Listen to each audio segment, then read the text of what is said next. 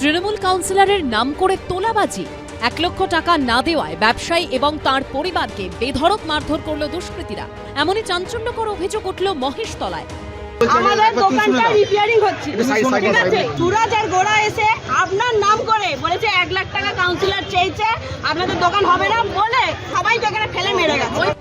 ব্যবসায়ীর পরিবারের এক সদস্যের অভিযোগ, মহেশতলার রবীন্দ্রনগরে তাঁরা এবং আরেক ব্যবসায়ী নিজেদের দোকান নতুন করে তৈরি করছিলেন। এর মাঝেই রবিবার মহেশতলা পুরসভার 6 নম্বর ওয়ার্ডের তৃণমূল কাউন্সিলর শাকিল আহমেদ মণ্ডলের নাম করে তোলা চাইতে আসে 2 দুষ্কৃতী। তা দিতে রাজি না হওয়াতেই তাদেরকে মারধর করা হয়। 6 নম্বর ওয়ার্ডের অনিল শাকিল আহমেদ মণ্ডল, তার নাম করে 3-4টে গুন্ডা এসে বলেছে 1 লাখ টাকা দাবি করেছে। দাবি করে এখানে এসে আমার দেওরকে, ভাসুরকে, আমার কাকা শ্বশুরকে, সবাইকে, যতগুলো দোকানদার ছিল যারা ওদের আটকাতে গেছে, এমনকি আমার কাকি শাশুড়িকেও মেরে এখানে ফেলে দিয়ে গেছে। সবাইকে মেরেছে, এমন বিচ্ছিরি করে মেরেছে, তারা মেডিকেল করতে গেছে। আর এই ঘটনা প্রকাশ্যে আসতেই ক্ষোভে ফেটে পড়েন স্থানীয়রা। দুষ্কৃতীদের গ্রেপ্তারি সহ একাধিক দাবিতে রবীন্দ্রনগরের সন্তোষপুর রোড অবরোধ করা হয়। খবর পেয়ে ঘটনাস্থলে আসে বিশাল পুলিশ বাহিনী, নামানো হয় র্যাব। পুলিশের সামনে কাউন্সিলরকে ঘটনাস্থলে আসতে হবে এই দাবি তোলেন বিক্ষোভকারীরা। এরপরেই সেখানে আসেন অভিযুক্ত তৃণমূল কাউন্সিলর। কে চেয়েছে বা কিছু আমার অনুগামী বলে না, 6 নম্বর ওয়ার্ডটা পুরোটাই আমার, সবাই জনপ্রতিনিধি। আমি 6 নম্বর ওয়ার্ডের, আমি সত্যি বলছি আমি চিনি না। প্রশাসনকে অনুরোধ করা হয়েছে যত কড়াকড়ি ব্যবস্থা দুষ্কৃতীদের প্রতি নিক, যে দুষ্কৃতীরা এই জিনিসটা করেছে। এই প্রেক্ষিতেই সামনে এসেছে চাঞ্চল্যকর তথ্য।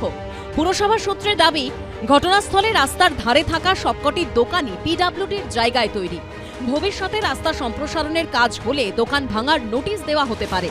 কয়েকদিন আগেই দাবি মতো তোলা না দেওয়ায় বাগুইআটির প্রমোটার কিশোর হালদারকে মারধরের অভিযোগে চাঞ্চল্য ছড়ায়। সেই ঘটনায় এখনও খোঁজ পাওয়া যায়নি অভিযুক্ত তৃণমূল কাউন্সিলর সমরেশ চক্রবর্তীর। জয়ন্ত রায়ের রিপোর্ট, এবিপি আনন্দ, দক্ষিণ 24 পরগনা।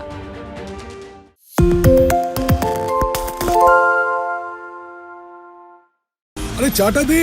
এই আমার একটা চা দেন। কি হলো আমারটা? বাংলা পক্ষপাত চায় না, বাংলা খবর চায়। বাংলা খবর, বাংলার খবর।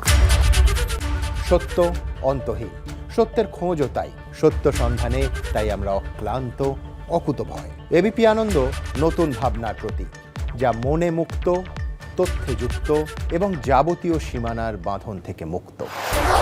সীমা না শব্দটির মধ্যে লুকিয়ে আছে মানা শব্দটি, যেন চোখ রাঙানি এক অদৃশ্য বেড়াজাল, যা আটকে রাখে আমাদের এক ছোট্ট গণ্ডির মধ্যে।